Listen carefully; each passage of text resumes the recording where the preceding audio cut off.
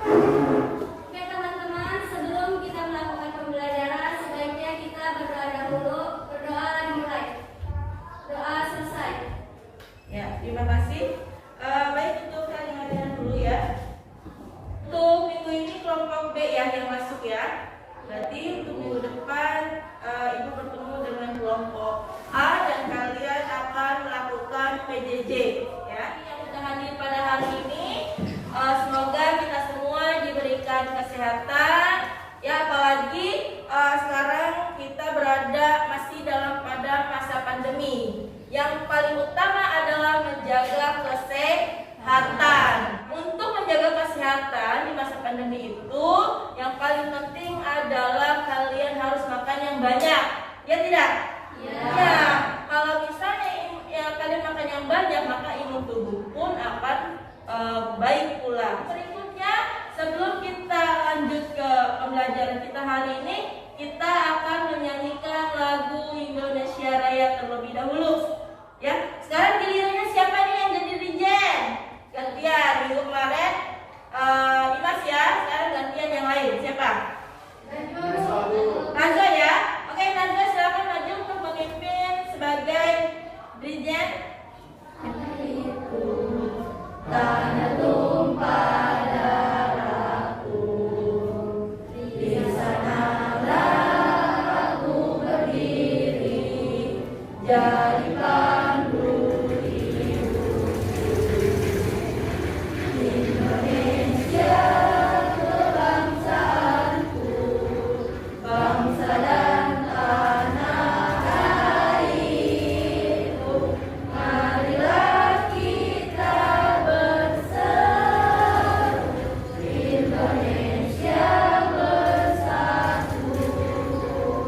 Hiduplah tanahku, hiduplah negeriku, bangsaku, rakyatku semuanya. Bangunlah jiwanya, bangunlah badannya, untuk Indonesia Raya.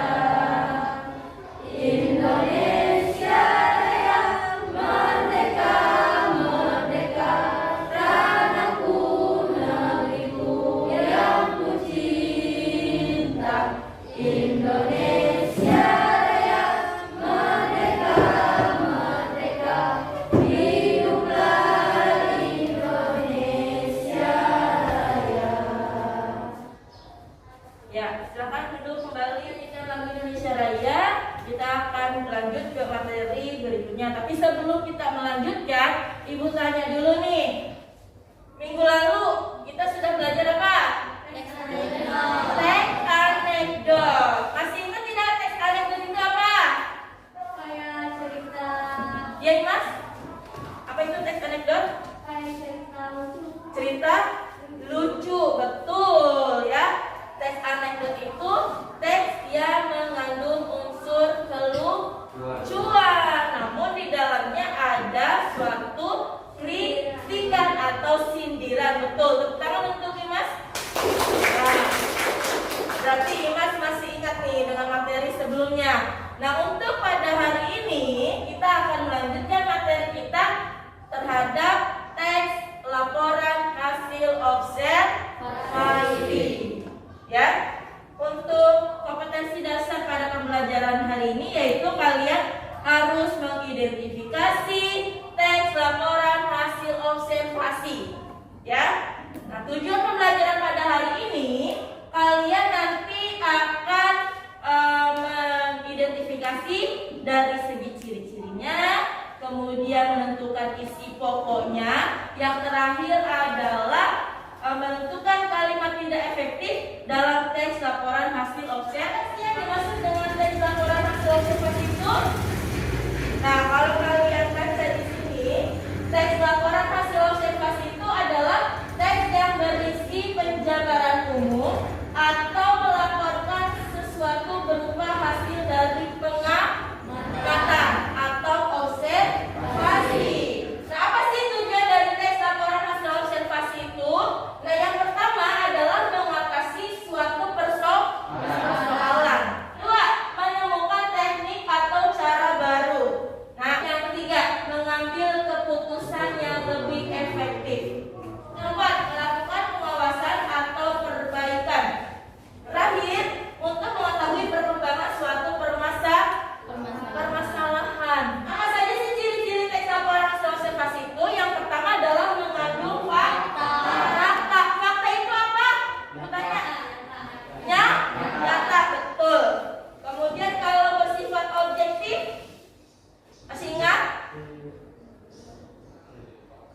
Objektif. Objektif itu artinya tidak mengandung unsur pendapat. Nah, yang ketiga ditulis lengkap dan menyeluruh. Artinya tes laporan hasil observasi itu harus dikemas, ya, dikemas atau disusun berdasarkan strukturnya. Kemudian bersifat kekinian atau terbaru. Kemudian menambah pengetahuan dan wawasan pembacanya. Dan yang berikutnya adalah ciri kalimat efektif dalam tes laporan hasil observasi. Yang pertama itu harus sesuai dengan ejaan yang disempurnakan, mulai dari tanda bacanya, kemudian ejaannya.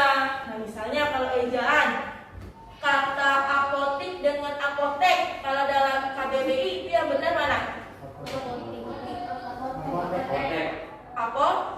Apotek, karena nggak ada apoteker, yang ada apoteker, ya, paham ya? Kemudian yang kedua adalah sistematis. Nah, ciri kalimat efektif dalam tes laporan hasil observasi itu harus bersistematis, jadi sesuai dengan syarat sebuah kalimat, mulai dari subjeknya, kemudian predikat, objek, hingga pelengkap atau keterangan.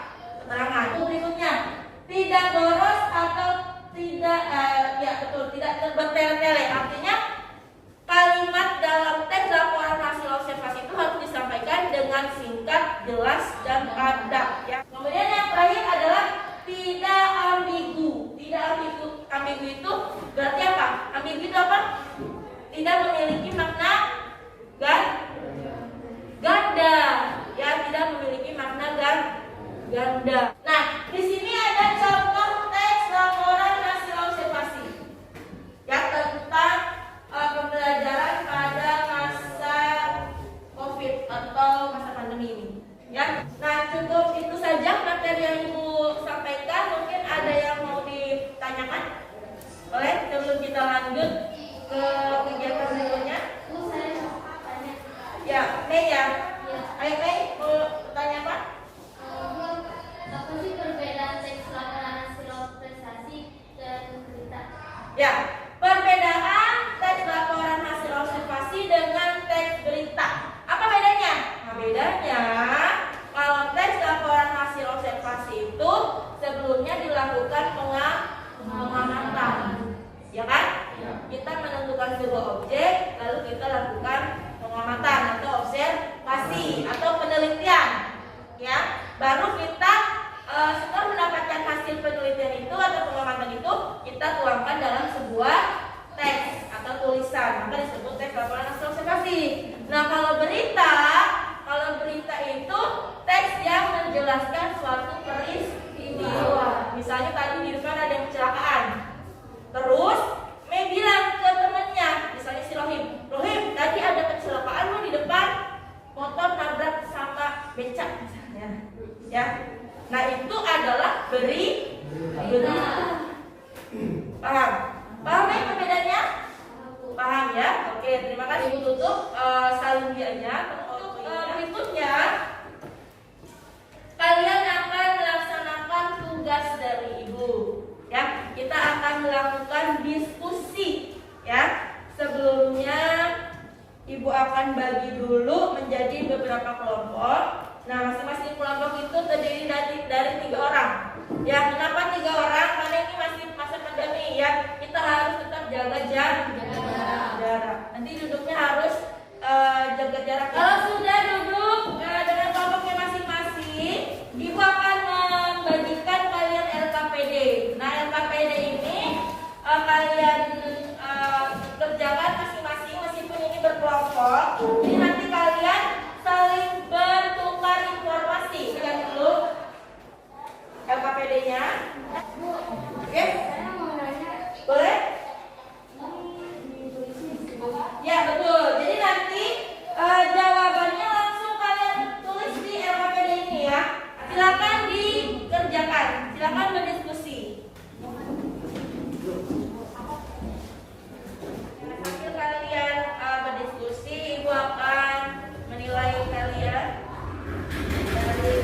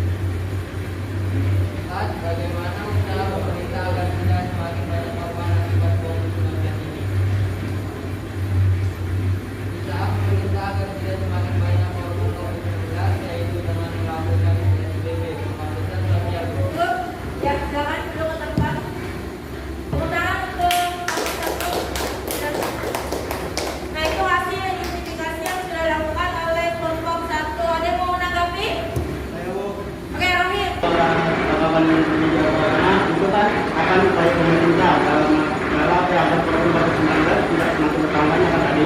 Ya, betul. Ya, tadi kata Budi yaitu pemerintah sedang melaksanakan program vaksinasi bagi seluruh masyarakat Indonesia. Itu tanggal Oh iya. Oke, cukup. Lainnya karena ini waktunya tinggal 15 menit lagi ya. Jadi kalian unggah tugas yang sudah kalian buat tadi itu melalui satu grup WhatsApp ya. Yang kedua yaitu melalui blog pribadi. Nanti kalian unggah kesimpulan pembelajaran kali ini. Oke, silakan Nia. Simpulkan. Ya.